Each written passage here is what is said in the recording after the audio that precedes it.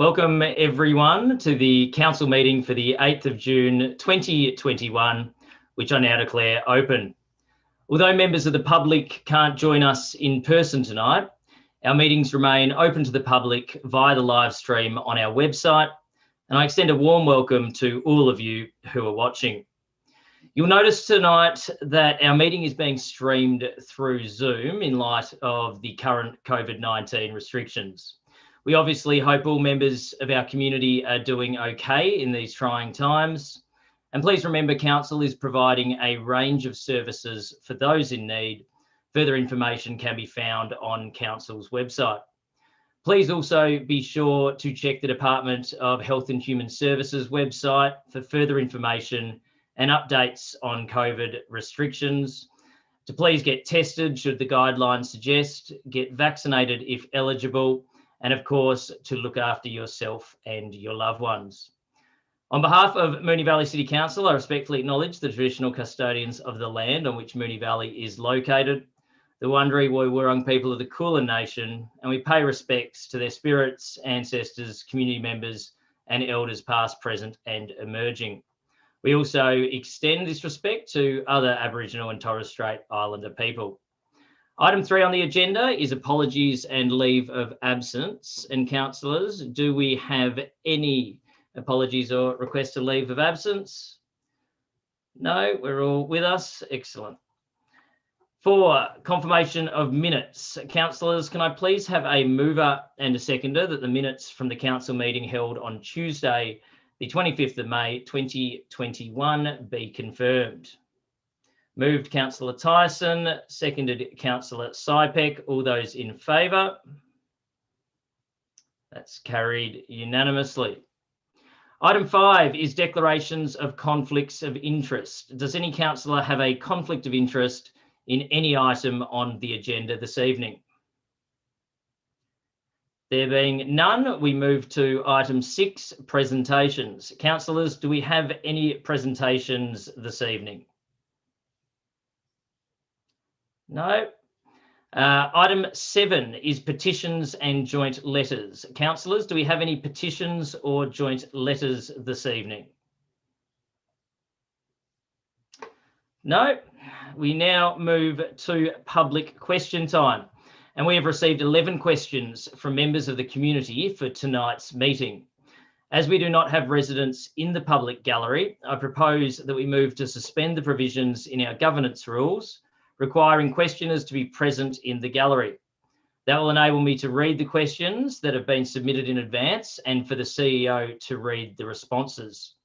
Councillors, can I please have a mover that Council resolves to temporarily suspend the public question provisions in its governance rules to allow questions from the gallery to be read by the Mayor and responses read out by the CEO for this meeting?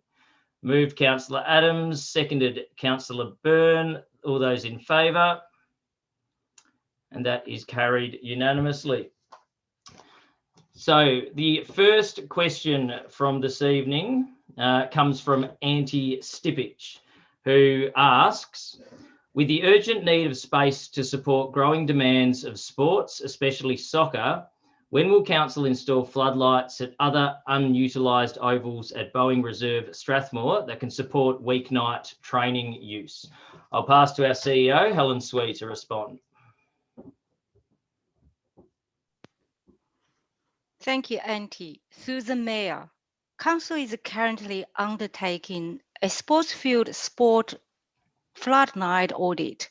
This project involves an assessment of the current state of sports field lighting across the municipality, looking to identify opportunities for improvements.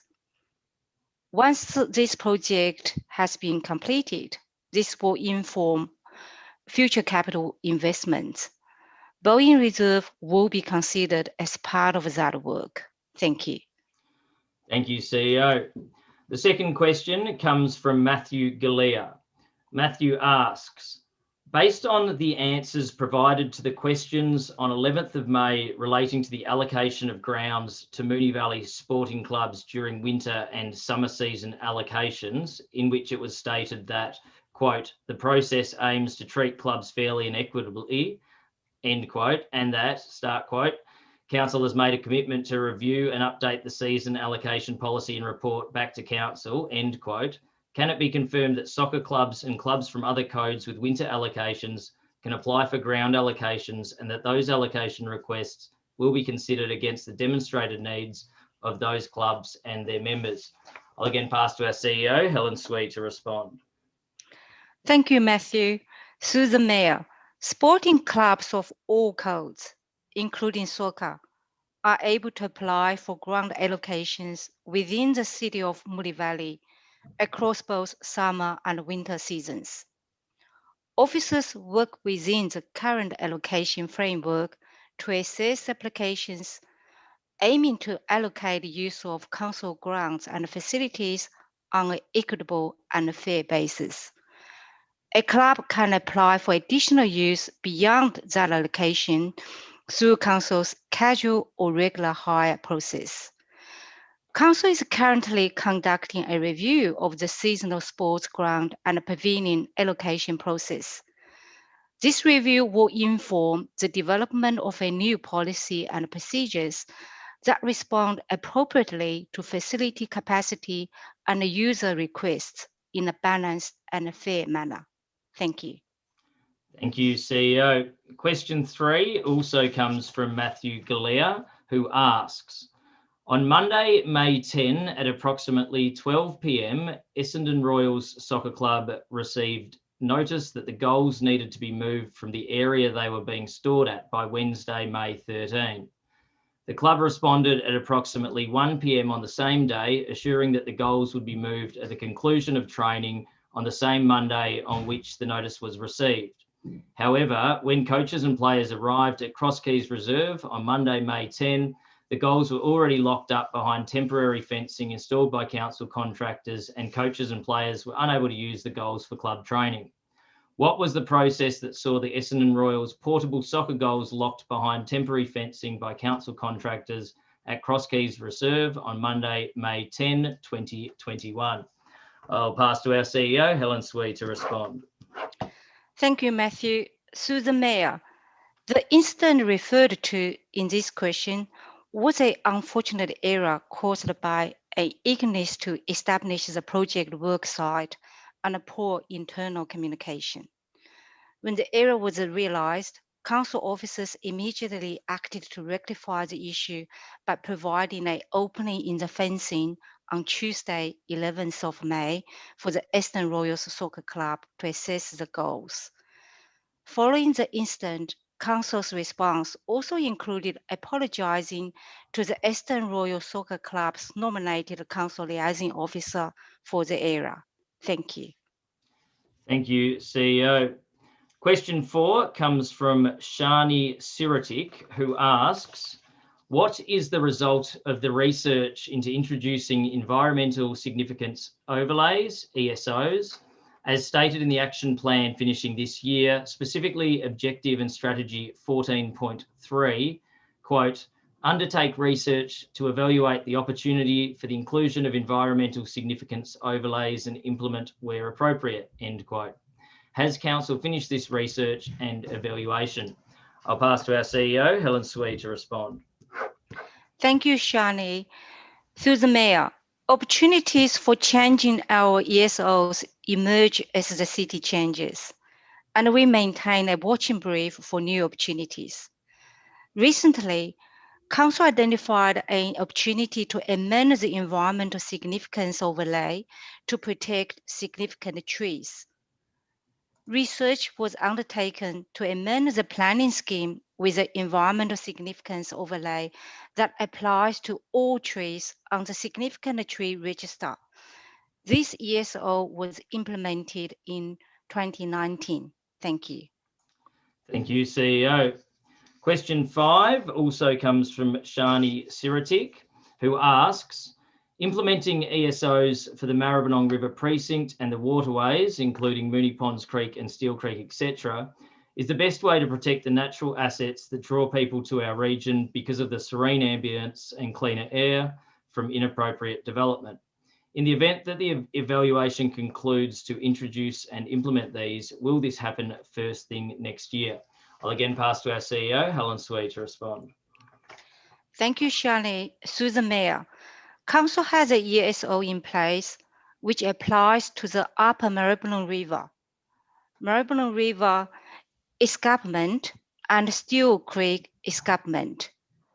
Council is working with the state government as they develop a Waterways of the West action plan, advocating for ESOs and other relevant planning controls for our waterways, such as Moonee Creek. Any further controls will be pursued through a planning scheme amendment following the release of the Waterways of the West action plan. Thank you.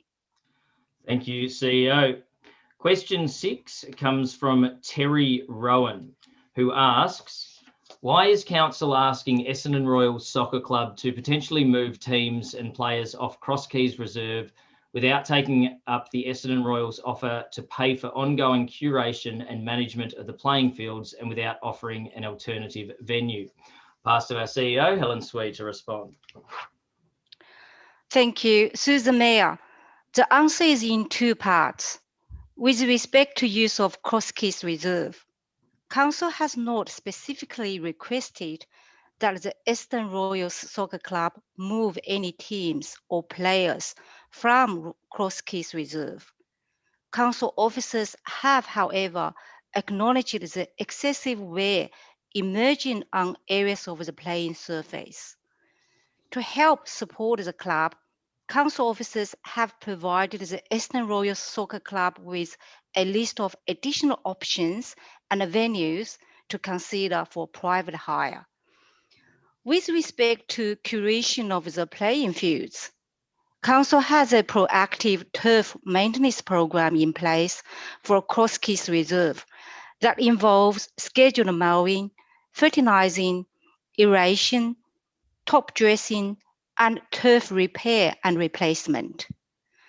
Council is willing to work with the club on a maintenance partnership managed by Council and to support them to develop a training rotation plan to ensure the best possible ground condition. Turf repair of particularly worn areas is currently underway, while officers commission its own third-party advice on the ground maintenance regime. Thank you. Thank you, CEO. Question 7 also comes from Terry Rowan, who asks, given Council's concern about the playing field conditions at Cross Keys Reserve, why does it insist on adding further strain to the fields by insisting that SEDA, SEDA, continues to use the playing fields up to 5 days a week when alternate pitches are available, such as Ormond Park? I'll again pass to our CEO, Helen Swee, to respond.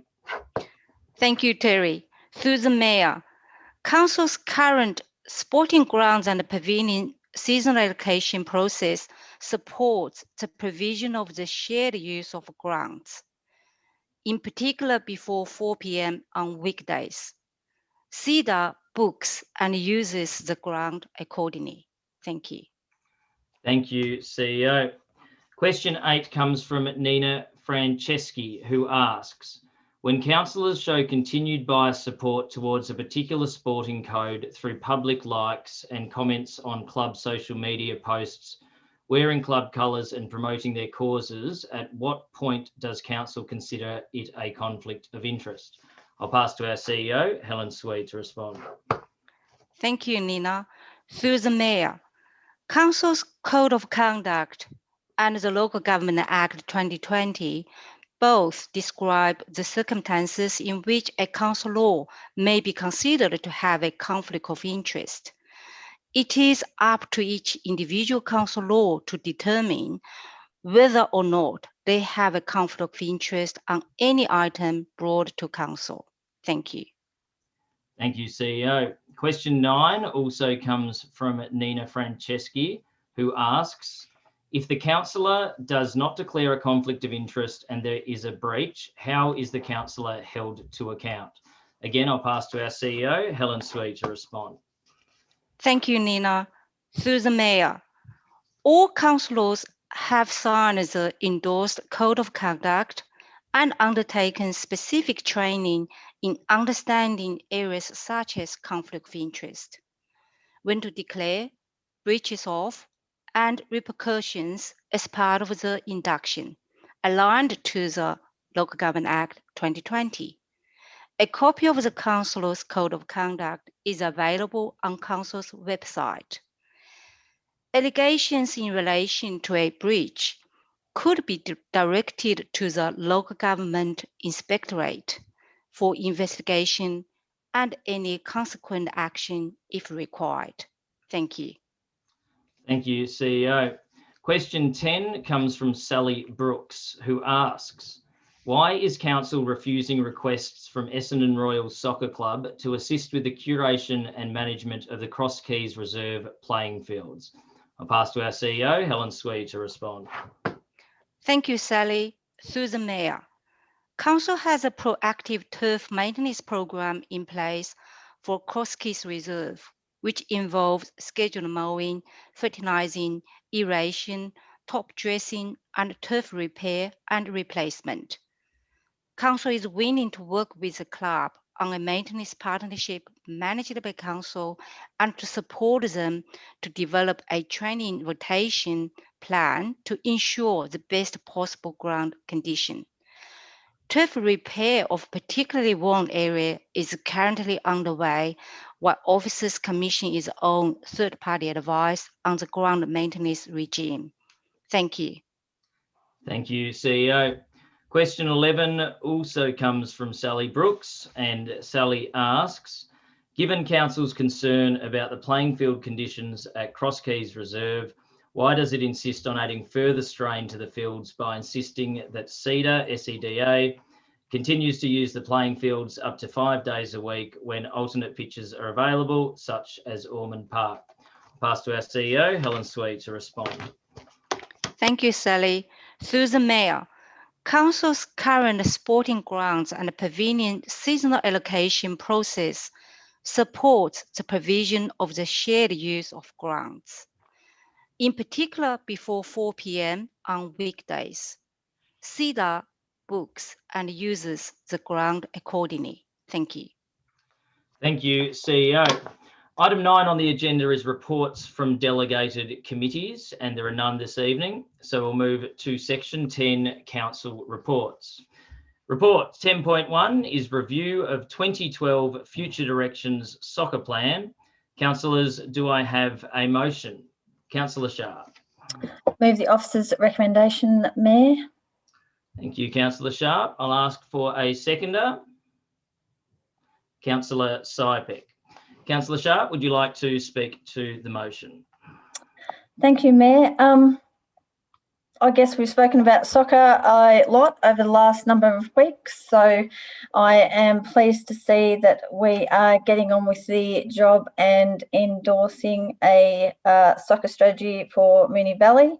It's certainly long overdue, and we'll look at some issues that we've spoken about over the last weeks as well. So happy to support this as it stands, and look forward to seeing the report come back to us. Thank you. Thank you, Councillor Sharp. Councillor Sypek, do you wish to speak to the motion? I think we've discussed soccer pretty well over the last 2 or 3 months, Mr. Mayor, so I don't think there's much more to add. Thank you, Councillor Sypek. Does any other councillor wish to speak to the motion? Councillor Byrne. Thanks, Mayor. I'd like to move an amendment if I can, please. Yes, you can. Councillor Byrne, moving an amendment. What is your amendment? So I'd like to move that point A stays the same, an insertion of point B being notes Council's commitment to sharing open space, pavilion facilities and sports grounds between clubs and other users through seasonal allocation and other relevant policies, except where pre-existing lease agreements are in place. Also inserting a point C, instructs the CEO to compile a summary of the concerns raised through correspondence to councillors and officers about sole tenancy of sports grounds to any individual club, particularly noting impacts to long-standing summer tenants, and refer these concerns to the development of the sporting field allocation policy and soccer strategy to be considered by council when deliberating this policy. Point B is now point D, and under point D, point 2, it to read current and future requirements, including exploring future ideas such as the creation of a soccer hub, turf ground conversion to artificial surfaces, redesigning rectangular fields, and ancillary infrastructure needs such as lights, scoreboards and storage, with indicative costings and an analysis of social, environmental and financial costs, impacts and benefits. Point 3 stays the same. Point 4 is in addition measures to address barriers to participation, including the cost of club membership fees. Point 5, analysis of the use of council-owned grounds and pavilions for commercial activities and any relevant compliance issues under council's planning scheme, policies or local laws. Point 6, a reflective analysis of actions from 2012 to ensure previous plans and experiences inform future planning. And then down to point E, which is new, receive a report clarifying promotional and advertising signage at sports grounds in land zone, public parking, recreation zone in Moonee Valley to be incorporated as relevant into the soccer strategy. Thank you, Councillor Byrne. So we've got an amendment. We have the capacity to share screen if councillors are not across what the amendment is. If we are across the amendment, we'll just give it one moment. So on the screen now that is shared should be the original motion, but with the amendment in there as well. So if everyone just wants to have a quick look at that and make sure they're across what the current amendment is. Thank you. Governance, I'll ask for a seconder for that amendment. Councillor Tyson. Councillor Byrne, would you like to speak to your specific amendment, please?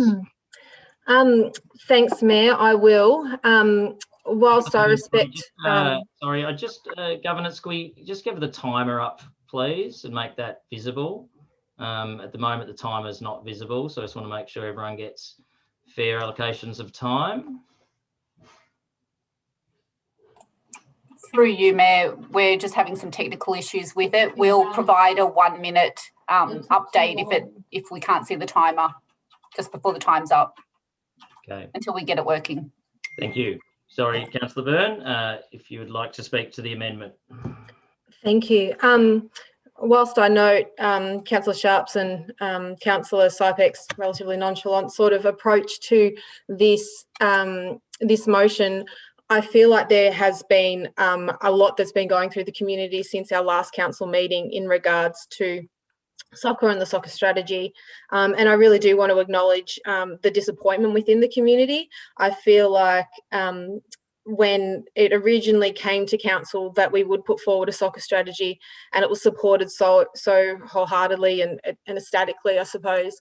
Everyone was really on board, but then there's been so much friction since then, which has been a real shame. And I think that's reflected in the community. We've had really disappointing community members that have been disappointed from the community from both the Royal side and from the cricket side and from the resident side and from really throughout Moonee Valley, and it's been really disappointing to see, to be honest. So I do want to acknowledge that. I've moved this amendment because I think that it just really firms up, whilst I believe that, I think anyway, based on previous conversations, previous council meetings, that there is definitely a plan that we do want to have a soccer strategy going forward. Exactly what is in that soccer strategy is particularly important, and also, and so hence that's why there's now a really long point D. And look, I suppose I could keep going, but I'm mindful that the start of this is just the amendment as opposed to my actual speech on this. So I might leave it at that and let other people speak on the amendment to see whether we go forward with this. Thank you, Mayor. Thank you, Councillor Byrne. Councillor Tyson, do you wish to speak to the specific amendment? I think Councillor Burns summarised it pretty systematically and thoroughly, so I'll leave it at that. Thanks.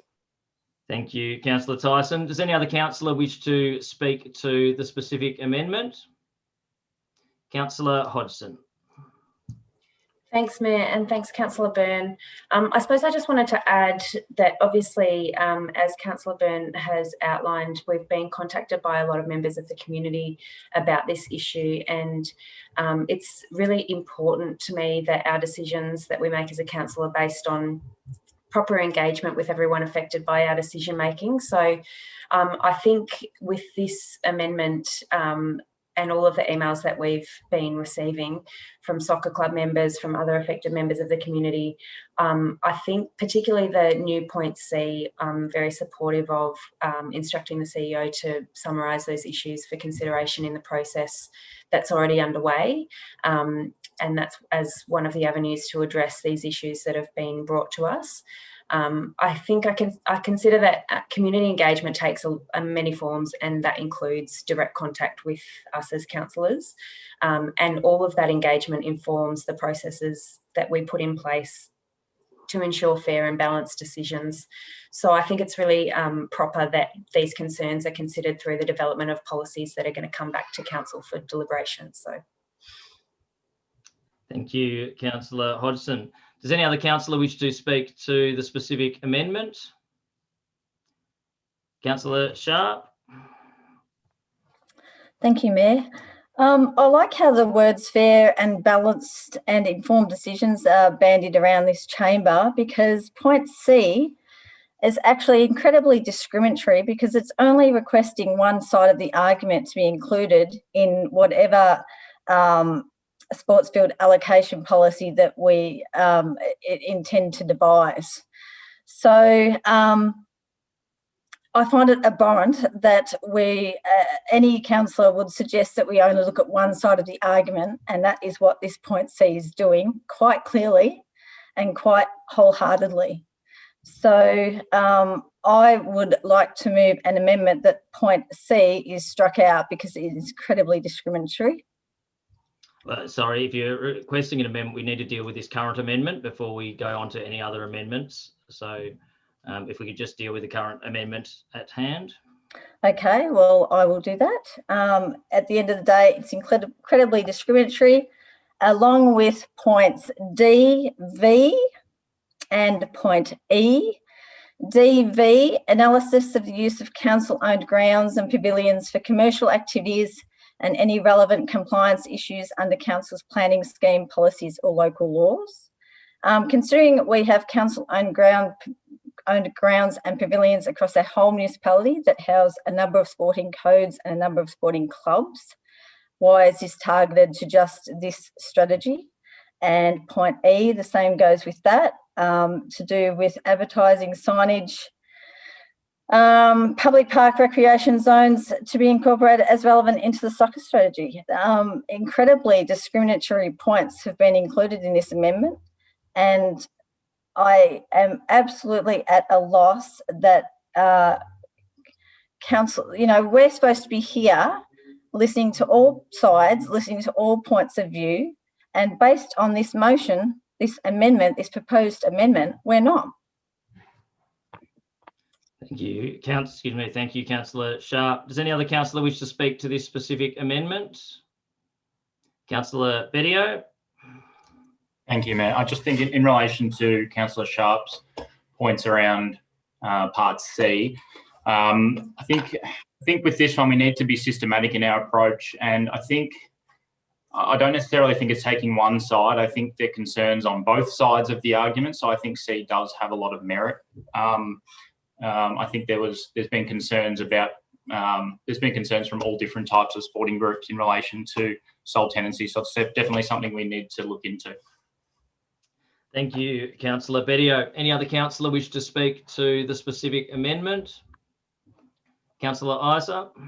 I was just going to make a similar comment to Councillor Bettio that the strategies around the development of soccer and the increased participation and facilities and emphasis on soccer. So the balance comes by making sure that other voices who may be expressing some views that might not otherwise be captured in the soccer focus are attended to. And I know that we've certainly, I've certainly received dozens, I haven't counted them, but received dozens of emails outlining some concerns that I think I like the way that this addresses those issues that have been raised and balances that with the broader, with the otherwise potentially narrower soccer strategy.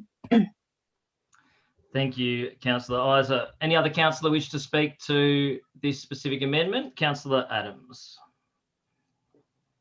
Thanks, Mayor. I just want to also thank everyone in our community for reaching out and expressing their views on the use of our open spaces and multi-use pavilions.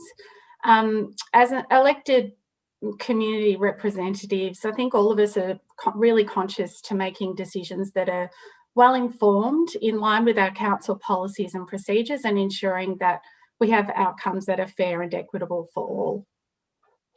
Thank you, Councillor Adams. Any other councillor wish to speak to this specific amendment? Councillor Byrne, wish to close? Thank you, Mayor, and thank you for everyone's input. I think that Councillor Bettio hit the nail on the head when he said that it needed to be some sort of a systematic approach, which is what point C is. I respect Councillor Sharp in terms of what, you know, you've been a very experienced councillor, but I completely disagree that you think that this is a discriminatory amendment.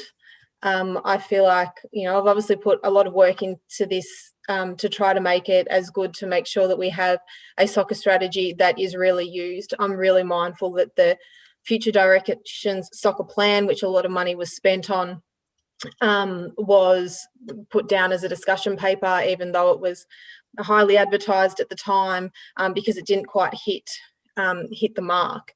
So we really need to make sure that we do hit the mark, and that's why it is so detailed. In terms of other strategies that we've had, you know, maybe they haven't been as detailed as this, but that doesn't mean that going forward we can't have that, as we said, sort of systematic approach and really make sure, if we want these things included in our strategy, we really detail them. You brought up point 5, which is the analysis of the use of council-owned grounds and pavilions for commercial activities and any relevant compliance issues. I'm not really sure. I don't see why there's an issue of that. We're doing an analysis. We can find out what the analysis is and go from there. And receiving a report clarifying promotional advertising signage, that is something that has been an ongoing thing.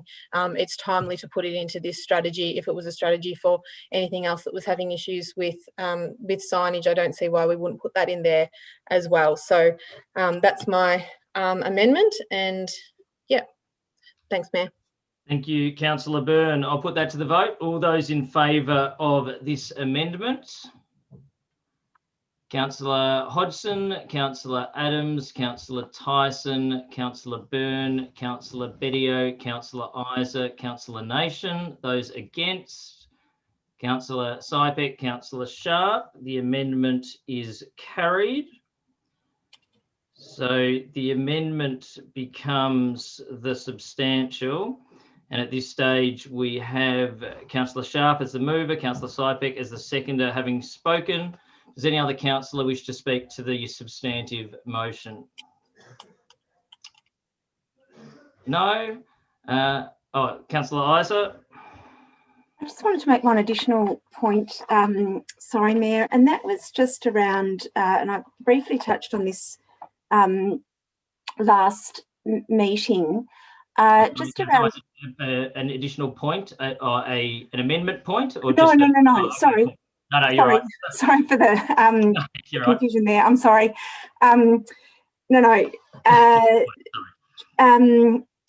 just that the 2012 strategy did have a particular focus on participation from participation in soccer from people who live in areas that are some of our less well-off socioeconomic areas, and particularly some of our African Australian community and other called background. And one of the things that I think is really important and it's captured in one of the points there around participation, but it's around participation for junior players for whom sometimes the fees for soccer are quite high.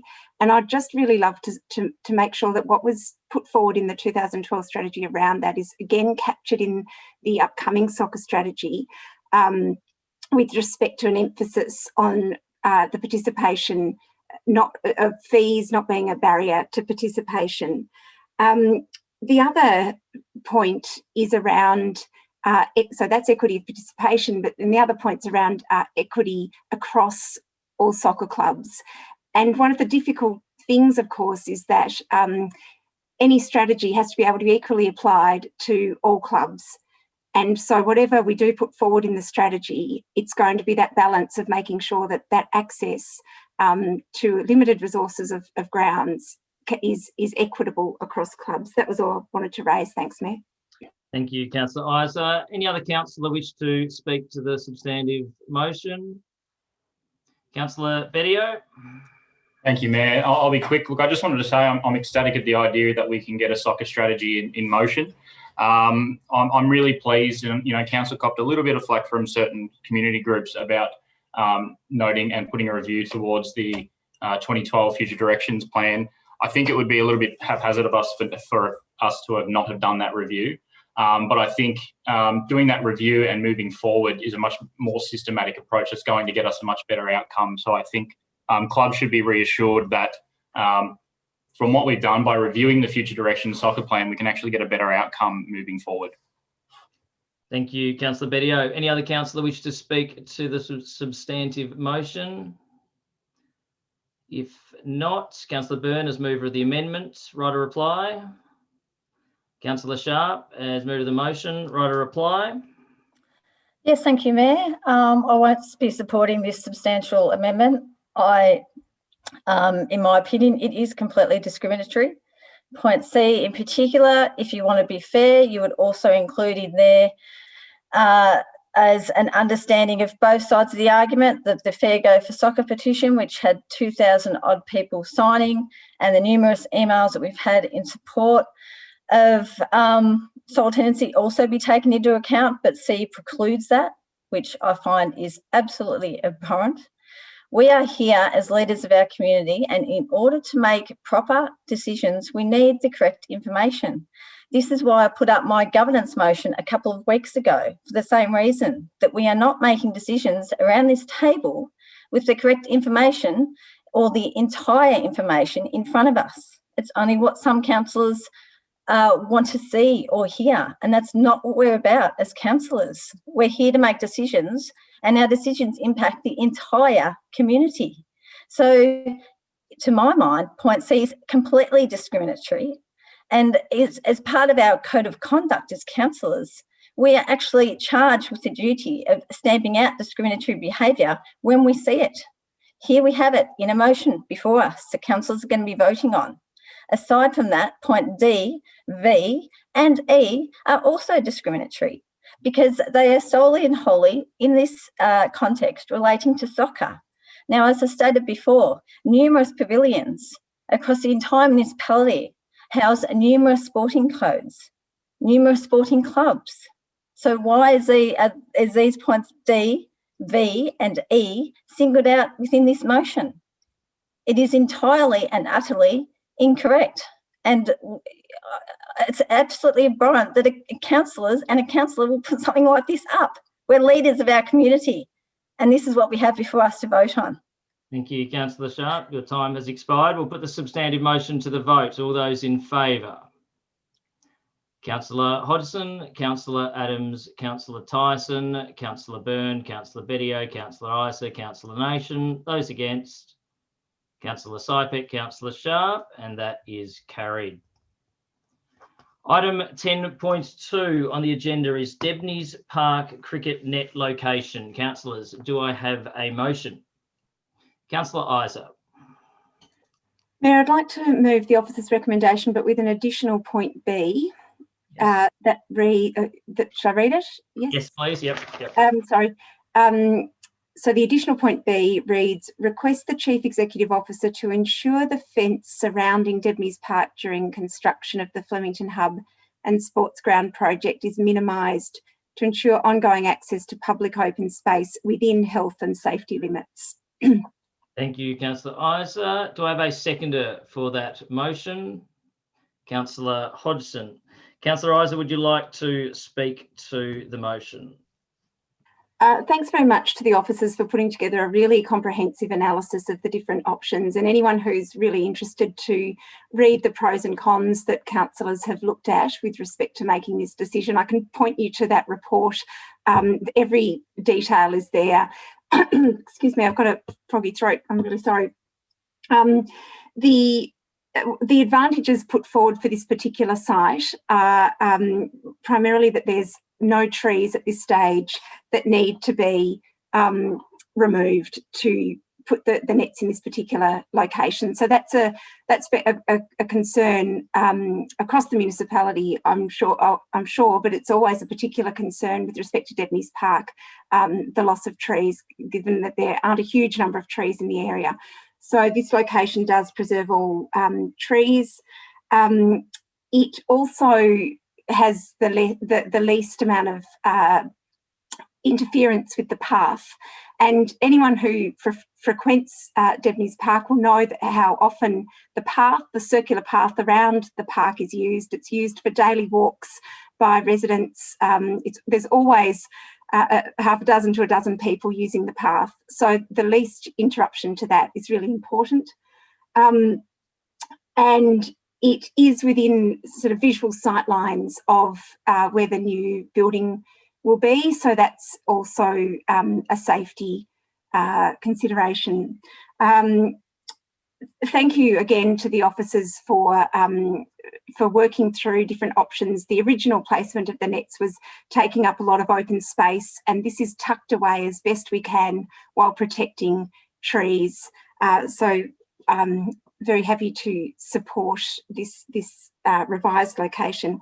With respect to the additional point, residents were a little bit concerned to see the construction fence go up during the week, and thank you very much to the comms team at council who swiftly responded to concerns there to make sure people did understand the purpose of the fence, that it's around the construction happening soon, and that the workers have been out there. I've been on a run a couple of times in the area, and people are working hard on the sports grounds.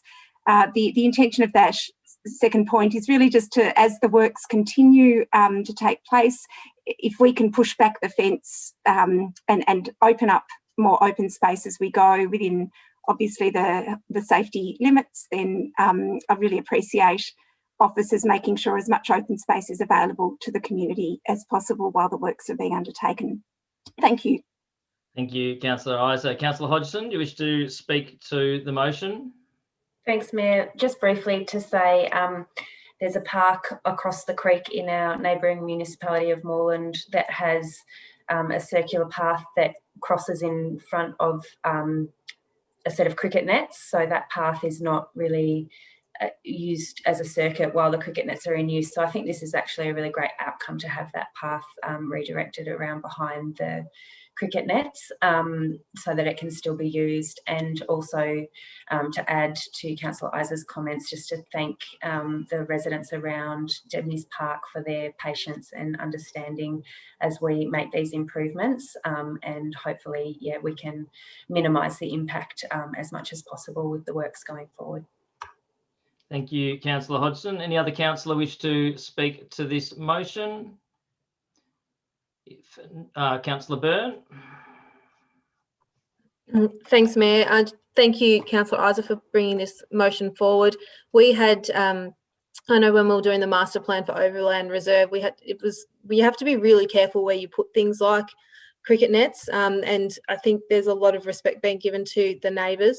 You really don't want to put them in a secluded area where there could be, you know, antisocial, drunken, debaucherous sort of behaviour, and I feel like this is a really good outcome. So thank you for taking the time and really making sure we get the right spot. Thank you, Councillor Byrne. Any other councillor wish to speak to the motion? If not, Councillor Isa, would you like to close? I'll put that to the vote. All those in favour? Councillor, oh, that is carried unanimously. Item 10.3 on the agenda, is response to notice of motion 2020/20, relocation of the farmers market. Councillors, do I have a motion? Councillor Isa. Got a rather long motion to read, Mayor, and my voice is giving way on me a bit tonight, so I apologise. I'd just like to move an alternative motion. While you're reading, if Dari, if the screen share as well, because maybe those viewing might be able to see the alternative, that might help as Councillor Isa reads, if that's a suitable thing to do. Councillor Isa, go for it. Thank you very much, Mayor. The motion reads that Council resolves to note the efforts undertaken to respond to the notice of motion number 2020/20, relocation of the farmers market. B, note the community benefit of open air markets and events to local communities in Moonee Valley and the potential for further community benefits deriving from community-focused non-profit and commercial events held on suitably located council-owned land. C, support the Chief Executive Officer to activate events permits for markets and other appropriate commercial events with demonstrable community benefit under clause 62.03 of the Moonee Valley Planning Scheme to be held on suitable council-owned land with appropriate fees and charges benchmarked against other municipalities and with appropriate community consultation processes.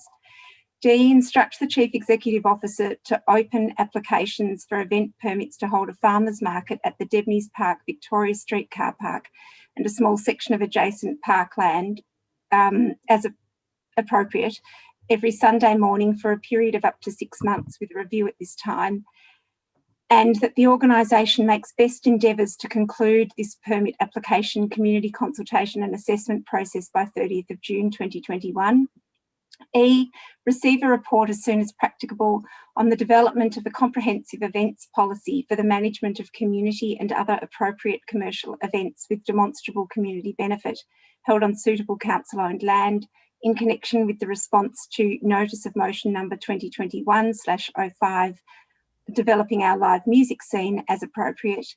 And F, receive a report as soon as practicable regarding the establishment of a partnership, committee of management or suitable governance structure for markets to operate on council-owned PPRZ land, including a farmers market at Debney's Park, Flemington, with the report to detail all requirements, including time and cost estimates to set up and operate, inclusive of community consultation and an open expression of interest process or similar.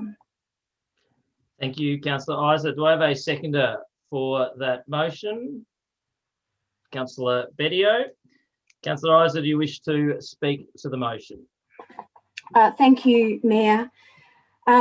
This has been a very complex matter, and I really do thank officers for all of the work that has been put into trying to solve the planning scheme maze around how council-owned land that's zoned PPRZ, which is public, public park and recreation zone, how that land can be used. And the planning scheme is quite restrictive around that land, which is appropriate, that there are restrictions given the value that open space has for us all. We do want to make sure our open space is protected, and also that issues of amenity are also given close attention. It has become apparent in trying to work through this puzzle that we don't seem to have at Moonee Valley a framework for activating our public open spaces in ways that are appropriate and sensitive, obviously, given our high sensitivity for environmental issues and also public access and open access. We don't seem to have sort of detailed policy around how best to activate spaces for public, community and uses. In other councils, we've found some really interesting examples from other councils where there's a lot of work gone into identifying public spaces that might be able to allow for this, and some really good processes around assessing applications, making sure that consultation takes place.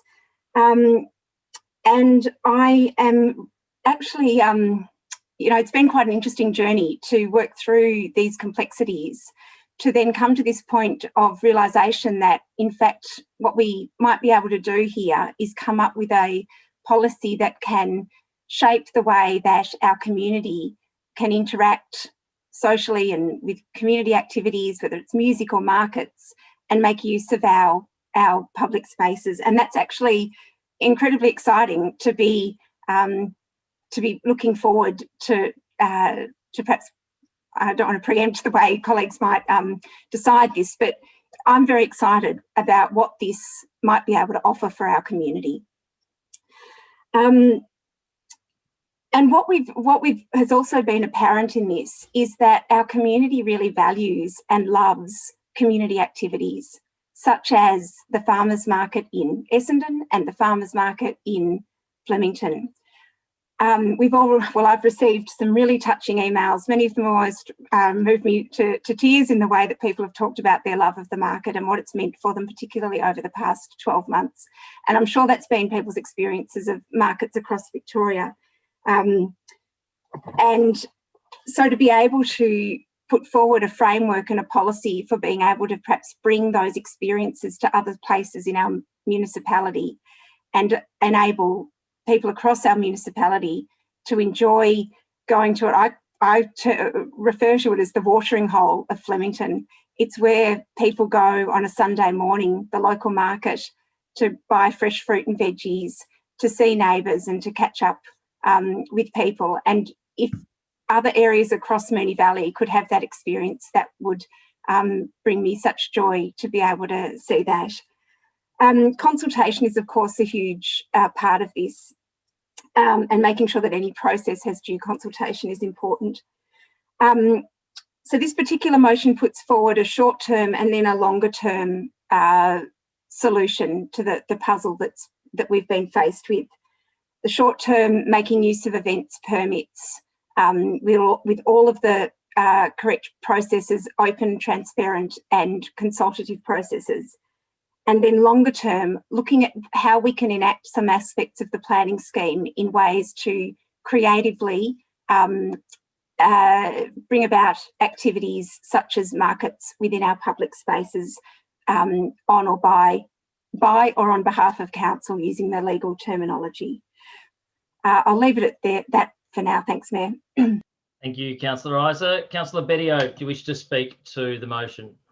Thanks, Mayor. I'd mostly just echo Councillor Isa's comments, but that it's no secret that I'm a big support of activating our public spaces. I put forward the notice of motion that's referenced in this motion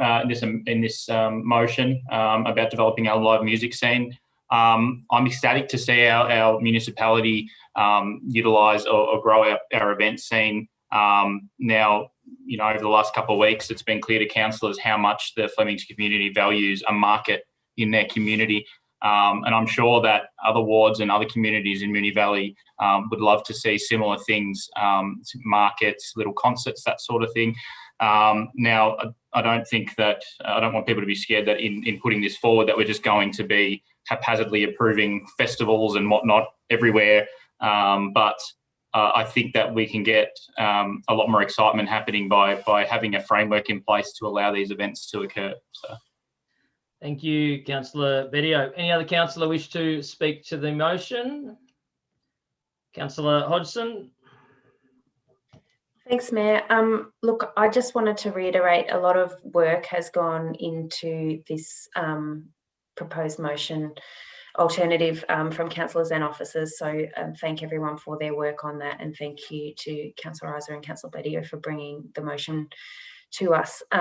I think we absolutely have heard from a lot of members of the Flemington community about how important the market is. And so I'm really pleased that we have been able to find, hopefully, a way to enable that to continue for the Flemington community. But what really excites me is the opportunity to extend that to other, as Councillor Bedio said, other members of the community, other markets, other commercial operators, other events of any type. It could be, you know, a school that wants to run a concert. It could be, you know, any kind of battle of the bands, live music, makers markets. If we are able to develop that report and that events policy for how to bring opportunities to our community to enliven those spaces in a way that is sensitive to amenity impacts, but also provides opportunities to all members of our community, then I think it's a really positive outcome for something that started as a small issue to be able to have a really broad impact. Thank you, Councillor Hodgson. Does any other councillor wish to speak to the motion? Councillor Sharp. Thank you, Mayor. A number of years ago, we had the North Essendon Farmers Market operating out of Lincoln Park, and at the time there was an issue with the use of the land being Crown land. And the farmers market we had to cease their occupation, and unfortunately for about 2 years, because it took that long a process in order to gain all the relevant permits. There was then an EOI process, and then the farmers market had to apply for a planning permit. Throughout that time, they used various locations such as schools and the like around North Essendon to continue to trade and continue to have the patronage up, because it was always a very popular market. And myself and fellow ward councillors at the time certainly pushed hard to get the market back onto Lincoln Park, and we were successful in doing that. But we did it the correct way, and we did it with the correct EIO process in place, expression of interest process in place. So we put it, and we did it in the proper process with the planning permit as well. So I am very concerned about what we have in front of us, because it pretty much precludes anything like that happening. And we are developing a policy after we're allowing a market to be located at this certain location. In anything we do with council, we need to make proper and informed decisions with all the information to hand. We have advice saying that we should not be doing this. And I am loath to go against advice that we have received as a councillor group, notwithstanding the fact that farmers markets are incredibly important to our community. But I've illustrated already what happened with North Essendon. We were certainly very keen as a council at that time to enable them to continue to operate. But the fact is, we are doing something here in this motion that effectively puts a cart before the horse, and I've heard that in a number of council meetings recently. But here we have one effectively right in front of us that goes against our advice that we've received, noting also that the farmers market currently have a planning permit application in place to operate from Riverside. So I'd really, really like to see that process take place as it should, with all the guidelines and the planning permits, standard planning process that all permits go through in order to enable that to happen down at Riverside. The fact that we're rushing through this potential policy and rushing through this market against advice that we've received is incredibly alarming to me, incredibly. And I won't be supporting it. And bring on the monitors if something like this gets through. That's all I'll say. Thank you, Councillor Sharp. Councillors, can I also remind you that There is certain information pertaining to this report that has been deemed confidential under section 3.1 of the Local Government Act, .point E, and that councillors may wish to review their notes so they do not breach confidentiality. Those documents would be clearly marked at the top of said document or email. Just a point of clarification, Mayor, please. I spoke to the CEO prior to this meeting to request and speak to her about what I could and could not say. So I was well aware of that before I mentioned anything in what I just said, just to clarify. Thank you, Councillor Sharp. Any other councillor wish to speak to the motion? Councillor Byrne. Thanks, Mayor. I suppose I'm not exactly speaking to the motion, but my understanding of reading this is that it's not a particular farmers market that we're helping with an event. We're just saying that we want a farmers market in that Flemington area. Can I just ask that as a point of clarification to the mover of the motion, or through you, Chair, you can direct if that's the intention of the motion? Point of clarifications, you can ask a question about the motion through the chair. So just succinctly, Councillor Byrne, you are... I'm asking just to clarify that it's not going to a particular farmers market and that it's for anybody to apply. So, yes, mover of the motion, Councillor Isa, do you wish to respond to Councillor Byrne? Very much so, Councillor Byrne. The wording is very clear with full intent of any process that's set up under this motion being an open process through which applications could be received from anyone. Councillor Byrne, does that answer your point of clarification, or would you like a follow-up? No, I think that covers it. Yes, so just on speaking on it, I suppose, assuming I understand that this is a quicker thing, but I'm mindful that the residents around Flemington and wider love some form of a farmers market. I don't know whether it needs to be a specific farmers market, but a lot of people do their shopping and they sort of like that open air vibe, which is what I'm hearing in emails. And if we want to help facilitate that, and we're making sure that it is a really open process that anybody can go through the systematic process and get there eventually. I don't really see if there's a huge issue. I'm trying to look for red flags, but I'm interesting to hear Councillor Isa's closing, I suppose, on this one, but I'm definitely reading it as though anybody could put forward for this market. Thank you. Thank you, Councillor Byrne. Any other councillor wish to speak to the motion? Councillor Tyson. Thanks, Mayor. I think I'll keep it relatively simple and short. That as a son of a farmer, a Queensland farmer, I'm very proud to support our farmers, particularly with the very rough year that we've had with tariffs and everything else going on. So I think I'll just keep it simple. That's why I'll be supporting this motion. Thank you, Councillor Tyson. Any other councillor wish to speak to the motion? No. Councillor Isa, would you like to close? Thanks, Mayor. Apologies, Councillor Byrne, if I didn't quite give enough detail there. I was a bit distracted by something at the time, and I'm sorry. I'll just go back to point D, just to give you a more fulsome response to that query. The intention of point D is to ask the CEO to open applications for events permits to hold a farmers market at the particular location of Devonys Park, but the application process, the intention is to be open to anyone to apply to hold that farmers market. And in point F, so that's the short term. Point F is the longer term. And again, the process in point F is around setting up a process that would include an open expression of interest. So I'm hopeful that those specifics clarify that for you and meet that really important threshold test of openness and equity and transparency around our process and processes. the other really important process that I know is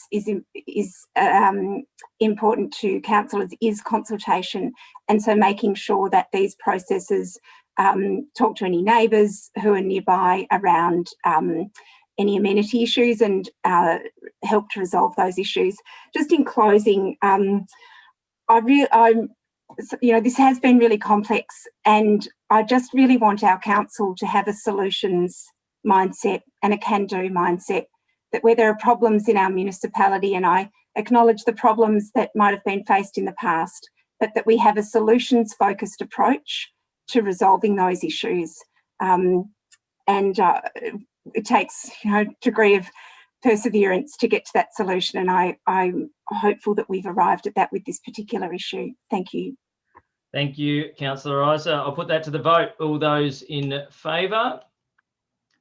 Councillor Hodgson, Councillor Adams, Councillor Byrne, Councillor Bedio, Councillor Isa, Councillor Sypek, Councillor Tyson, Councillor Nation. Those against?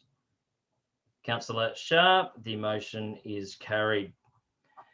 Report 10.4 is Procurement Policy 2021. Councillors, do I have a motion?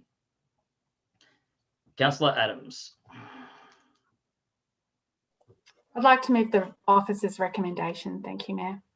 Thank you, Councillor Adams. Do I have a seconder? Councillor Hodgson. Councillor Adams, would you like to speak to the motion? Thank you, Mayor. The current procurement policy was adopted by Council in September 2019 under the previous Act, which was required to be reviewed once each financial year.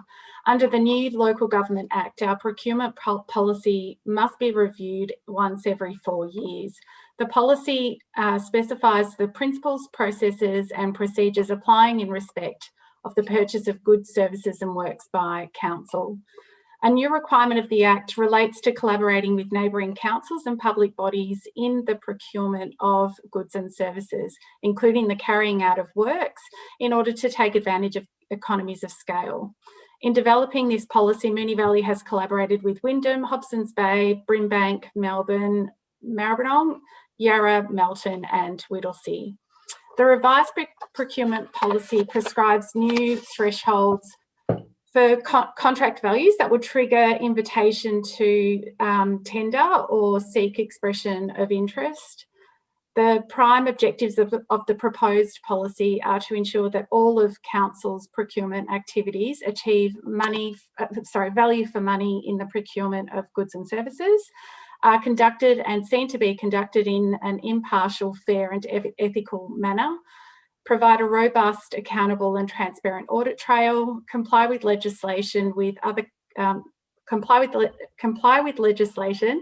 council policies and relevant external standards, and support and provide a key element in delivering council's plans and strategies.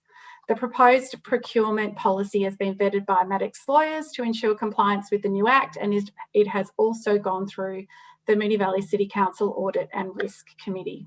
Thank you. Thank you, Councillor Adams. Councillor Hodgson, wish to speak to the motion? Just briefly, Mayor, to add that the report notes that that our council staff will receive all the support that they need to make sure that this policy can be put into practice and ensure that our ratepayer money is put to maximum benefit with the value for money and robust and transparent processes. Thank you, Councillor Hodgson. Any other councillor wish to speak to this motion? If not, Councillor Adams, you'd like to close? No, thank you, Mayor. Thanks. Put that to the vote. All those in favour? And that is carried unanimously. Report 10.5 is Victorian Electoral Commission Election Report 2020, Moonee Valley City Council. Councillors, do I have a motion? Councillor Tyson. I'd like to move the officer's recommendation. Thanks, Chair.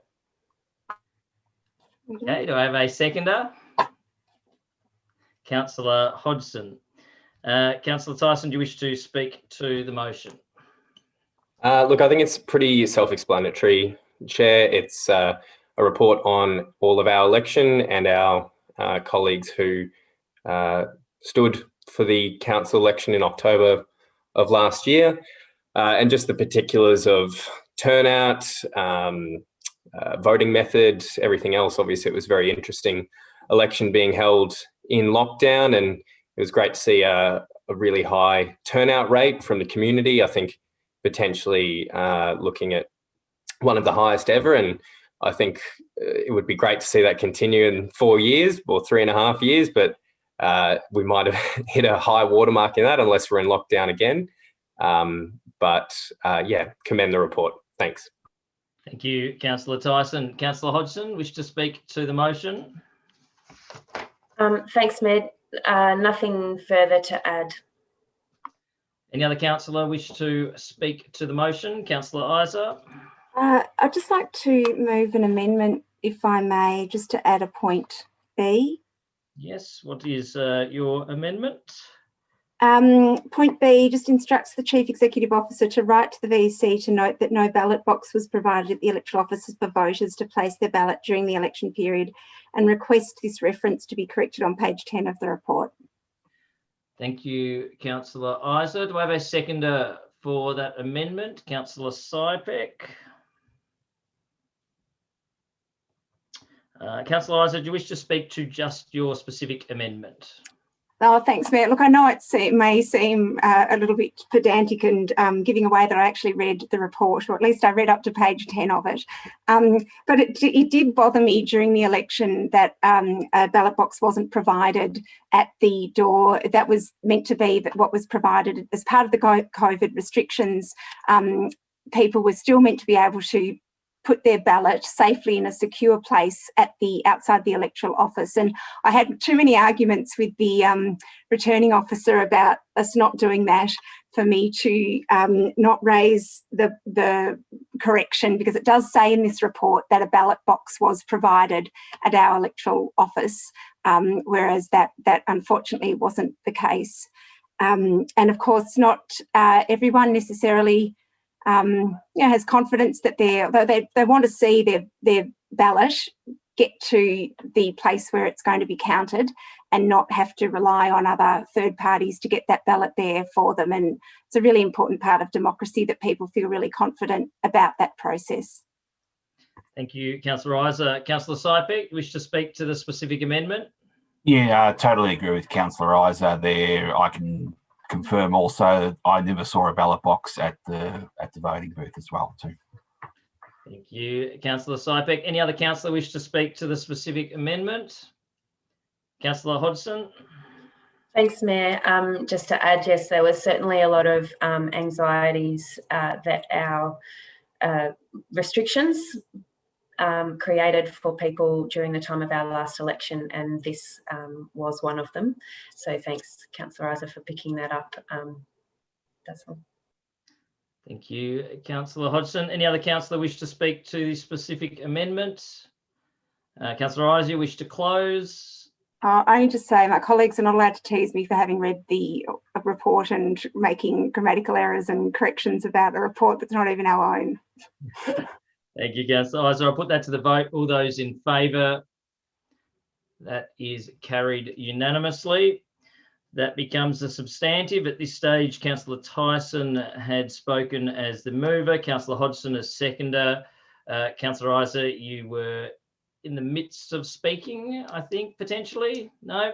Any other councillor wish to speak to the motion? If not, Councillor Isa, write a reply. Councillor Tyson, write a reply. All I'd note, Chair, is that no government body or election manager can haphazardly or debaucherously sneak anything past Councillor Isa. There we go. All right, we'll put that to the vote. All those in favour? That is carried unanimously. All right, councillors, report 10.6 is Road Management Plan 2021 to 2025. Councillors, do I have a motion? Councillor Hodgson. Thanks, Mayor. I'd like to move the officer's recommendation. Thank you, Councillor Hodgson. Do I have a seconder?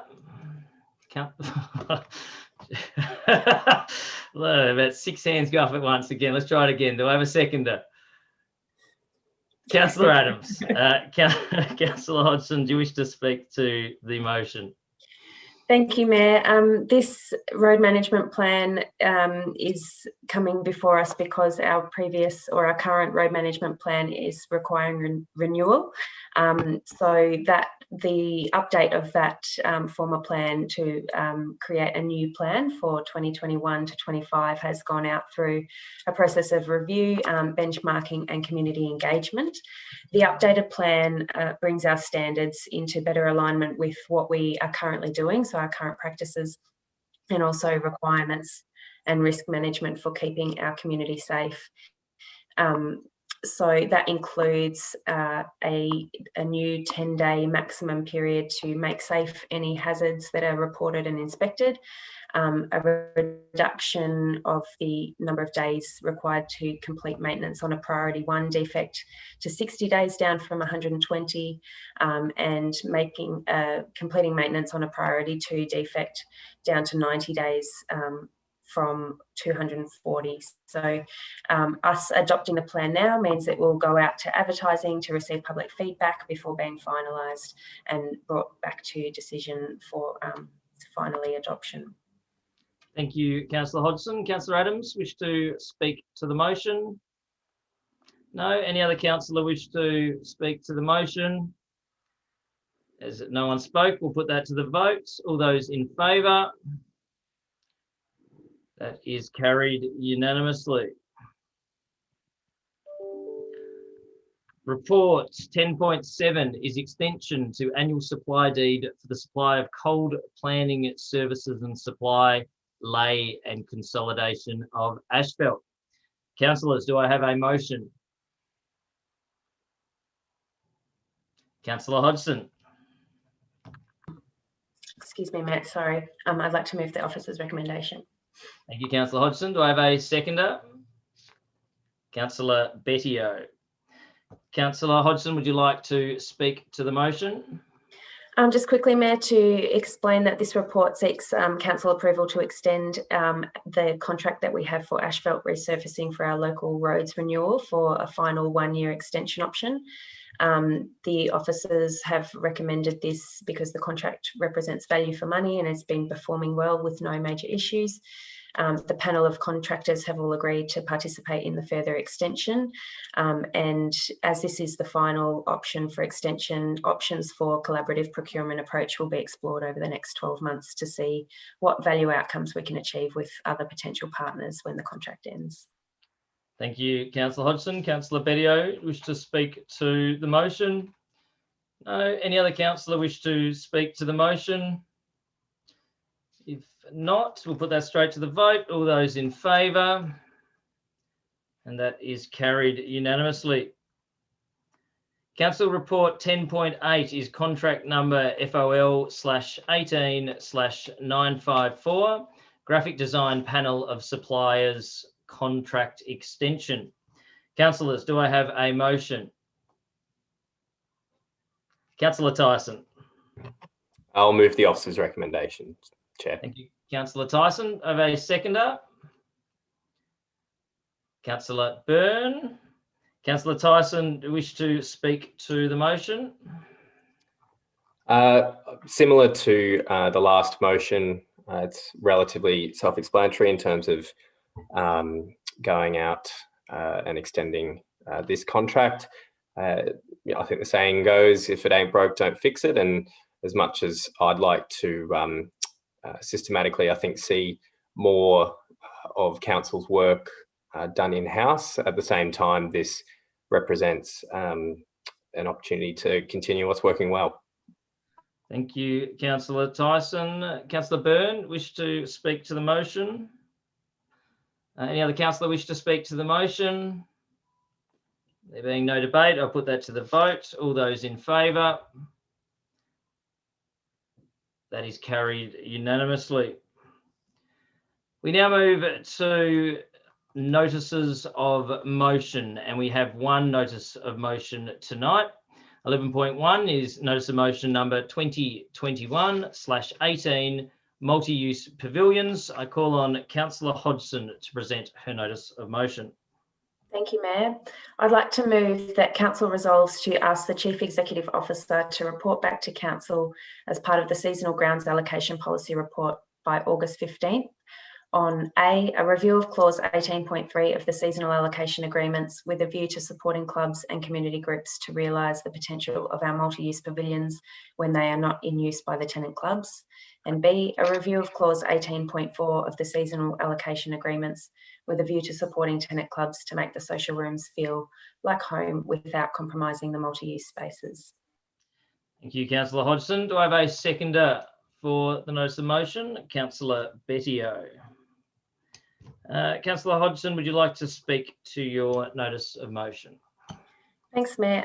So our seasonal ground allocation agreements outline how Council has envisaged that our pavilions will be used as community spaces when they're not in use by the sports clubs. And they state that Council's committed to activating the pavilions outside the club's allocated times for use by community and community organisations. So I was just reflecting on this for some of our upcoming pavilion developments, and I wanted to make sure that we have a process that we're undertaking at the moment to review how we use the pavilions with the ground allocations, to make sure that we're seizing on the opportunity to have Council support enlivening that aspiration. So just quickly, the clause 18.3 in the current agreements say that Council will develop a shared facility framework in consultation with clubs. So this is really just seeking an update on how Council's progressing that work to support clubs and community groups to access the pavilions to meet their needs. I think there's some great potential for partnerships between sports clubs and community groups in Moonee Valley. And our sports clubs are doing some really amazing work connecting community, keeping people active and healthy, as are a number of our community groups. And it's a really great opportunity to connect those and make sure that our pavilions are being used to maximum potential when they're not being used by the tenant sports clubs. So I'm really looking forward to an update in August on the work that Council can be doing to support that through whether it's a central booking system or promotion of those relationships and opportunities, connecting our Moonee Valley community groups with spaces and clubs that they might be able to use. I personally, when we had our maternal child health nurse meetings, I guess what is it called? Mothers Club, Mothers Group, Parents Group. And that transitions into a play group, and we had a lot of trouble trying to find a space close to where we live, where there were no bookable spaces available, within walking distance from where we all lived, and it was a real missed opportunity. So we tried to meet in open space like parkland, but on bad weather days that was obviously not ideal. So I think if we can make it a really clear and easy system for people to use, it's going to be to the benefit of all. The second part refers to some feedback that we've been getting about seasonal allocation agreements in regards to clubs being able to hang up their pennant flags and display their trophies and photos and other memorabilia. So clause 18.4 of the agreements say that the shared facilities model requires clubs to reduce equipment and memorabilia in the social areas and ensure pavilion is regularly cleaned and well looked after. I'm really seeking here for the officers to work with clubs to understand how clubs can safely accommodate their personal items and memorabilia while still allowing the multi-use spaces, because I think there's not a barrier, I think, to having social rooms proudly display those things, but still be welcoming spaces for other community groups. So I'm looking forward to seeing what solutions Council can find with the clubs to make sure that that is that opportunity for the social rooms of a sports club to feel like home. So I'm really hoping that councillors we'll agree that there's ways that we can strengthen delivering for our community and optimising the opportunities with those multi-use pavilions. Thank you, Councillor Hodgson. Councillor Bedio, do you wish to speak to the motion? Thank you, Mayor. Not much more to add. However, I will make the point that sporting facilities are some of our biggest capital expenditure in our council budget year on year. But it's important to note that not everybody plays sports. So if there's a possibility for our pavilions to be utilised by other community groups that might not be playing sport, but might still have a good reason for meeting up and needing additional space, I think it's a great outcome to be able to open up these spaces to those people and those groups. So I'd happily support this notice of motion. Thank you, Councillor Bedio. Any other councillor wish to speak to the motion? Councillor Sharp. Yeah, thank you. This notice of motion seems quite sensible, but I would actually like to also see and review how our community clubs and organisations are actually provided space in pavilions, and seeing as how we're looking at how we can realise the potential in this point A. I'd like to propose an amendment at a point C, yes, which would read, do you want me to read that out? Yep. Which would read, review how community clubs and community organisations are currently provided space in our pavilions. So we'll just wait for governance to just confirm that they've got that amendment.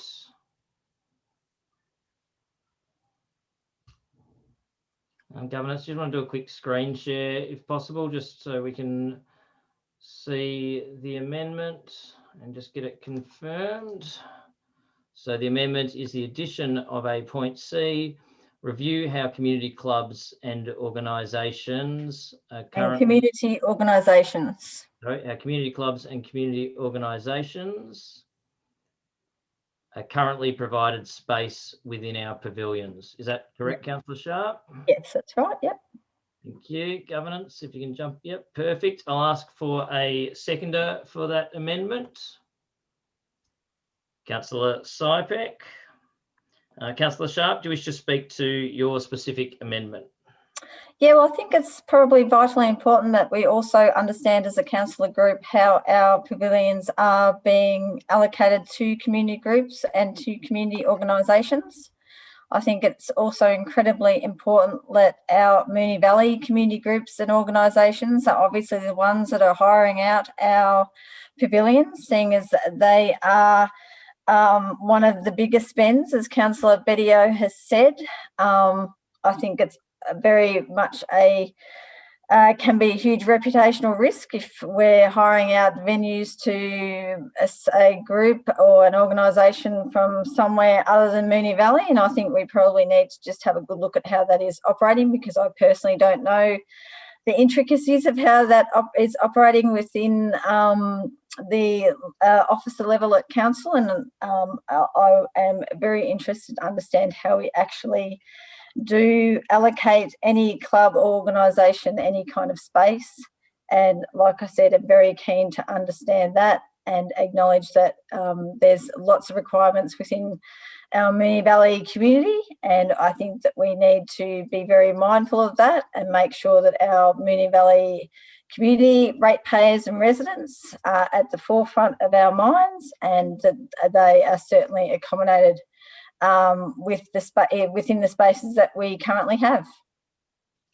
Thank you, Councillor Sharp. Councillor Sypek, do you wish to speak to the specific amendment? No. Any other councillor wish to speak to the specific amendment? Councillor Tyson. Chair, I'll be voting against this amendment just due to the grammatical errors, and also I think the potentially really huge broad use of the word how. I just don't really understand what specifically is being asked, so that's why I'll be voting against it. Thank you, Councillor Tyson. Any other councillor wish to speak to the specific amendment? Councillor Byrne. Sorry, Mayor, could you just pop it back up on the screen, please? Yeah, governance, if we could just get the motion back up on the screen.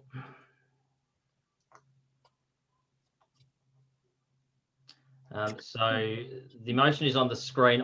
The specific amendment that is being added is point C. So we are currently debating the amendment point C, review how community clubs and community organisations are currently provided space within our pavilions. Okay, thanks. Can I? Yep. If we can just jump off that screen. Thank you, Councillor Byrne. Thanks. So I completely see where Councillor Tyson is coming in terms of the grammatical error. It doesn't read right, but in saying that, I suppose I'm happy to support it. I am mindful of it could open a can of worms that we're not necessarily expecting to open. I know when I speak to people, a lot of people think that pavilions are just for sporting clubs, and that we definitely want to go against that and we want them to be multi-use, but they say, oh no, it's just all the wider sporting clubs need a pavilion at 10 o'clock at night. It's all just the, drunken people after a big sporting event, yada, yada, yada. And if we are reviewing the provided space in the pavilion, it'll be interesting to see what justification we have for sporting clubs to have the space, I suppose, when sport's not actually being played, noting that there obviously is a lot of night sport now, but there definitely is non-night sport. Sorry, how do I say that? There's definitely pavilions that are used at night that don't have the lights yet, if that makes sense, and they're not actually playing. So happy to see how the review comes back. Thanks. Thank you, Councillor Byrne. Any other councillor wish to speak to the specific amendment? Councillor Isa? I don't think I'll be supporting this amendment. I'm not sure of the intent, and I do think, Mayor, that it possibly comes under that category of being too vague.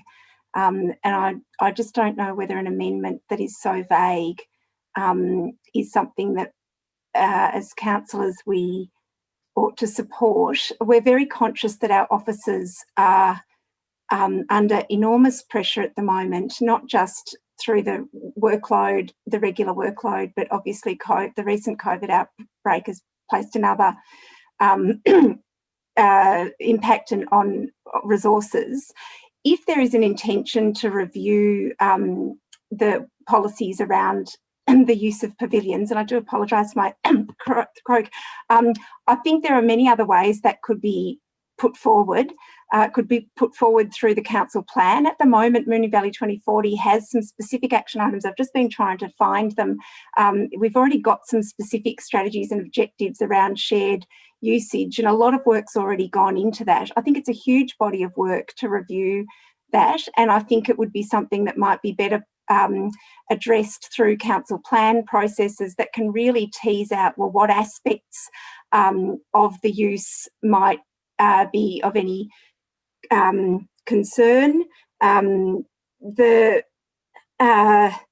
think that Councillor Hodgson's motion was working within what we've currently set up, which is quite a developed and something that has been in practice supported by Moonee Valley 2040, supported through other strategies and policies, and we're just looking at two particular clauses of that. I think to throw then everything open to a wholesale review in this, I think it's terribly unfair in terms of a resource, as a matter of resourcing, and I just think the intent of it is too vague for me to support at this point. Thank you, Councillor Isa. Any other councillor wish to speak to the specific amendment? Councillor Bedio. Thanks, Mayor. I think I'm not overly fussed about the amendment in that I don't think it's going to cause too much additional workload for the officers, only because the officers will interpret that as they will. And I think that, in the systematic, when they're systematically going through the NOM and they look through Part A, they would probably already note as part of their report to us what the uses are for those pavilions. So I'm happy to support this amendment, I guess. Thank you, Councillor Bedio. Any other councillor wish to speak to the specific amendment? If not, Councillor Sharp, would you like to close? No, put the specific amendment to the vote. All those in favour? Councillor Byrne, Councillor Bedio, Councillor Sharp, Councillor Sypek, Councillor Nation. Those against? Councillor Hodgson, Councillor Adams, Councillor Isa, Councillor Tyson. The amendment is carried and becomes the substantive. Now the substantive, Councillor Hodgson has spoken as the mover, Councillor Bedio as the seconder. Councillor Sharp, you had started speaking, but you hadn't finished. Do you wish to continue? No? Any other councillor wish to speak to the substantive motion? Councillor Tyson. Thanks, Mayor. I'd just like to put an amendment forward just to amend the grammar in the motion, if it could be brought up on the screen. So we could get the motion up on the screen.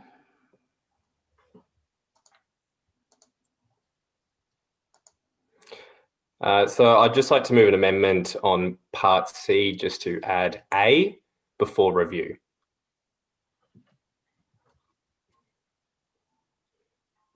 So that's the extent of it? Sorry, A review of. So the amendment is to add the word A and the word of as per what is on the screen. Is that correct, Councillor Tyson? I believe so. Yes, thanks, Chair. That's correct. Thank you, Governance. If we can jump off the screen now, I'll ask for a seconder for that amendment. Councillor Bedio, you can't because you seconded the original motion. Councillor Byrne. Councillor Tyson, do you wish to speak to your very specific amendment? I'm a great fan of grammar and punctuation, Mayor. Thanks. Thank you, Councillor Tyson. Councillor Byrne. Look, I know it probably seems a little bit silly at the moment putting up an amendment like this, but if in a few years down the track someone pulls out the minutes and reads it and thinks, oh my gosh, why was this written like this, it looks pretty bad on the council. So for the sake of moving a very small amendment like this, it might save us some embarrassment down the track, so happy to support it. Thank you, Councillor Byrne. Any other councillor wish to speak on this specific amendment? If not, Councillor Tyson, do you wish to close? No. We'll put that specific amendment to the vote. All those in favour? That is that is carried unanimously. We move back to the substantive. Councillor Hodgson has spoken as mover. Councillor Bedio has seconded. Councillor Sharp, Councillor Tyson, you are beginning to speak. Do you wish to continue speaking to the substantive? No, thanks, Chair. Thank you, Councillor Tyson. Any other councillor wish to speak to the motion? Councillor Isa. Sorry, Mayor, could I just ask for the, I'm really sorry, for the motion to be placed on the share screen again? Sorry. Absolutely. Governance, if we could just get the motion as it is at the moment up on the screen. I just would like to move an amendment, Mayor, that I think might satisfy partially my concerns. So a review of how community clubs and community organisations are currently provided space within our pavilion in line with the objectives and strategies of Moonee Valley 2040. Or to meet, sorry, rather than in line with, to meet the objectives. So the amendment is the addition of objectives and what are they called? Strategy. The objectives and just the objectives of Moonee Valley 2040. I normally have my Moonee Valley 2040 in front of me, but I don't have it just this very second. So just get the exact wording for the amendment. So the amendment moved by Councillor Isa is the addition of to meet the objectives of MV 2040 at the end of point C. Is that correct, Councillor Isa? Thank you, Mayor. let me update my notebook.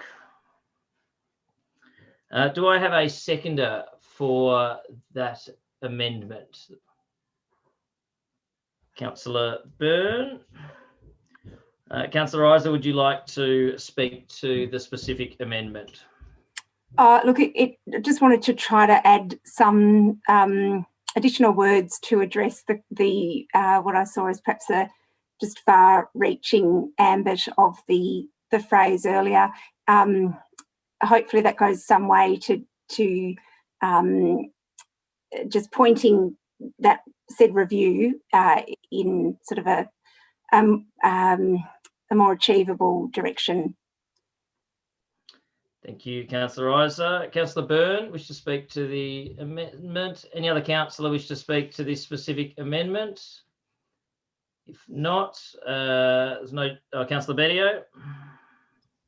Sorry, Mayor. I'm just wondering whether this might be a bit confusing, only because potentially the current allocation isn't in line with MB 2040, and that's the purpose of the initial motion, potentially, Councillor Hodgson.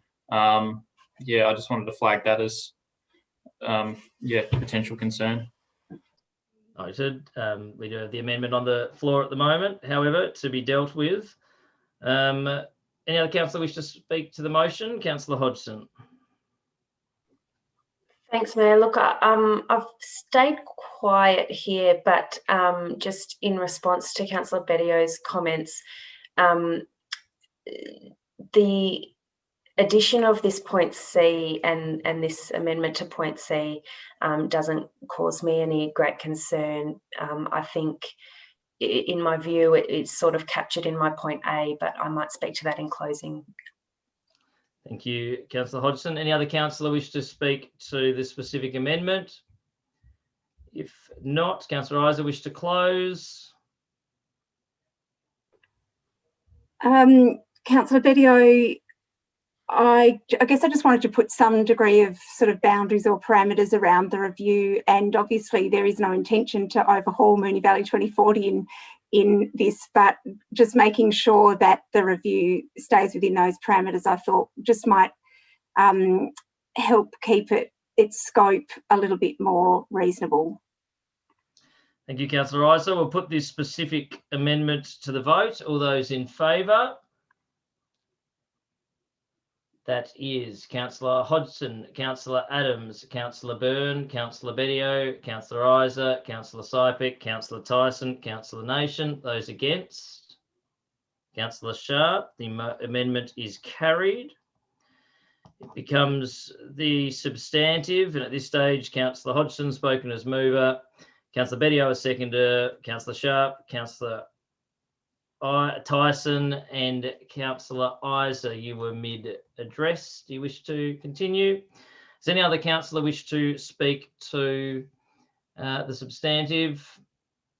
If not, amendment once carried gives right of reply to Councillor Isa, Councillor Tyson and Councillor Sharp. No. And the right of reply to the original mover, Councillor Hodgson.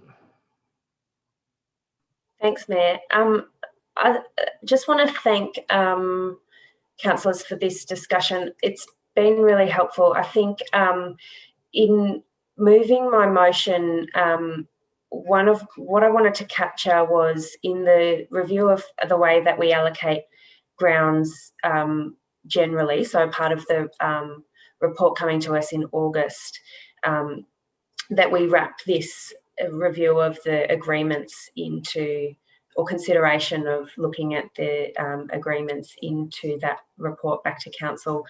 So in terms of part of point C that addresses a review of how space is provided to community clubs, I think that's an important part that's captured there. In terms of a review of how community organisations are provided space, it's an interesting part to add to there, and I think as a part of 18.3, what the clause actually says is that council's moving away from, is moving towards inclusive shared facility model for our pavilions. And 18.3 talks about, as I mentioned, the shared facility framework that's being developed and in consultation with clubs. So I do hope that in looking at that, what we're wanting to focus is on how to provide that opportunity for community organisations to use the space. I understand that we will have higher fees and charges for people wanting to use the space, and in looking at Councillor Sharp's addition there, I think what we will hopefully see is making sure that community organisations that do want to use the space have that opportunity. Thank you, Councillor Hodgson. I'll put that to the vote. All those in favour? That is Councillor Hodgson, Councillor Adams, Councillor Byrne, Councillor Bedio, Councillor Isa, Councillor Sypek, Councillor Tyson, Councillor Nation. Those against? Councillor Sharp. The motion is carried. Move to item 12, urgent business. Councillors, do we have any urgent business? Councillor Isa. Mayor, I'd like to move an item of urgent business that Council resolves to remove words prior to taking further action from the response to notice of motion 2021/31. Sorry, Councillor Isa, we just need first the motion for the item to be urgent. So just not the actual full motion, but just a little synopsis. That's what I've been given by governance. Okay, no, that's all right. We normally don't wait, and we normally wait until the actual motion to be read for the full motion. But the normal process would be moving an item of urgent business pertaining to remove. Okay, well, okay, to remove 4 words from response to notice of motion 2021/31. Perfect. How about I do that? Okay. Perfect. Sorry. No, that's not your fault. Do I have a seconder for that motion? Councillor Tyson. Now, Councillor Isa, we will get you to speak to why this matter should be considered as urgent.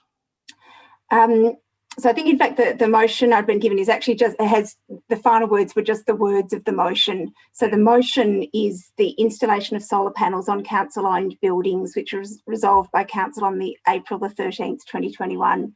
So that was just what the wording that I had. This motion is, so why it's urgent, sorry, Mayor. So I had previously been advised that those words wouldn't impact any budgetary decisions. The words were probably unnecessary for the particular motion at the time. To be honest, I'm not quite sure why I put them in the motion. You know, you're always learning on council and learning how important particular words are. So I only just learnt today that advice that I had, that the words wouldn't have any impact. And I just have to choose my words carefully here, because there were some confidential emails that came through, and within that, that's what's some new information, such that I didn't know about this prior to 3 o'clock today. Why it's urgent is that we have our budget submissions process this Thursday, and so prior to our next council meeting, moving this tonight would allow some clarity leading into that budget submission meeting that we have on Thursday. Perfect. Thank you, Councillor Isa. Councillor Tyson, do you wish to speak to the urgency of the item? Any other councillor wish to speak to the urgency of the item? If not, we'll put that to the vote for this urgent item to be considered. Those in favour? Councillor Hodgson, Councillor Adams, Councillor Byrne, Councillor Bedio, Councillor Isa, Councillor Tyson, Councillor Nation. Those against? Councillor Sharp. That is carried. We'll just note Councillor Sypek is currently offline, so not recorded in that vote. Now, Councillor Isa, now that your motion or the matter urgent motion has been accepted, I'll ask you to present your motion. Just on mute, Councillor Isa. Sorry, sorry, Mayor. I'm not a Zoom novice. I'm really sorry. The motion is that Council resolves to remove words prior to taking further action from the response to Notice of Motion 2021/31 installation of solar panels on council-owned buildings, resolution at 13 April 2021 council meeting. Thank you, Councillor Isa. Just before I call on a seconder, now that we've got the full motion, I do need to ask if there's any conflicts of interest. No, there being none. Do I have a seconder for the motion? Councillor Hodgson. Councillor Isa, do you wish to speak to your motion? So as I said, sorry, I probably overspoke in the earlier part. I should not have put these words in the motion. It was a lesson for me in making sure that every word in a motion is really precise, has intent, conveys the intent that I want it to, and couldn't be misconstrued or misinterpreted. I just want to provide clarity, given that there's perhaps been two interpretations of this that have been provided. If the words are removed, it has no impact on the actual motion itself and provides some clarity ahead of any discussions this week. Thank you, Councillor Isa. Councillor Tyson. Just a point of clarification through you, Mayor, whether it would be possible to have the amendment put on screen. Just to see the, yep, absolutely. Governance, if we can get share screen up. We do have the capacity to adjourn if needed. No, there we go. Perfect. So, councillors, I'll just give you 30 seconds just to review. So that's not quite what I read. Thanks. That's all right. Councillors, we'll just adjourn the meeting for 5 or so minutes as per governance rules to enable motion to be put in writing. IT, if you can just pop us into the breakout room, and public will be back with you very shortly.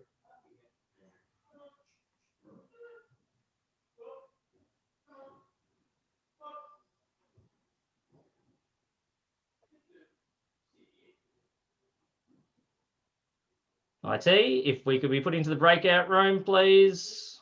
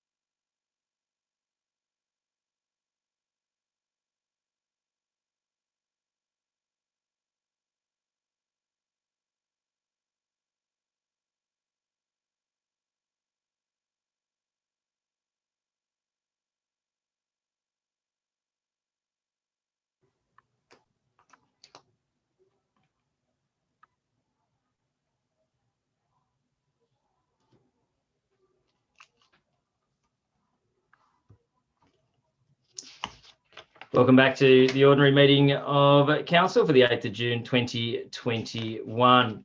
At present, we have an item of urgent business. We were seeking a point of clarification from Councillor Tyson. Councillor Tyson, your point of clarification has been resolved? Yes. Thanks, Mayor. We'll now move to our seconder, Councillor Hodgson, if you wish to speak to the motion.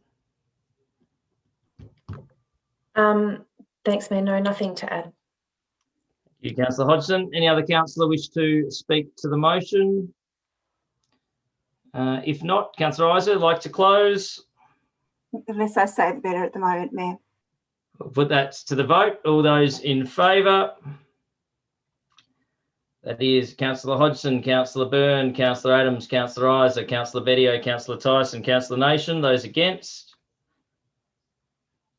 Councillor Sypek, Councillor Sharp. That item of urgent business is carried. We now move to item 13, confidential reports, and there are none. So this is where we say good night to those of you that are watching the meeting. Thank you for your interest in tonight's meeting. Our next ordinary meeting of Council will be on Thursday, the 24th of June, not a Tuesday, but Thursday, the 24th of June, and our budget submissions meeting. The live stream will be uploaded after the meeting on Thursday, the 10th of June. Good night and stay safe.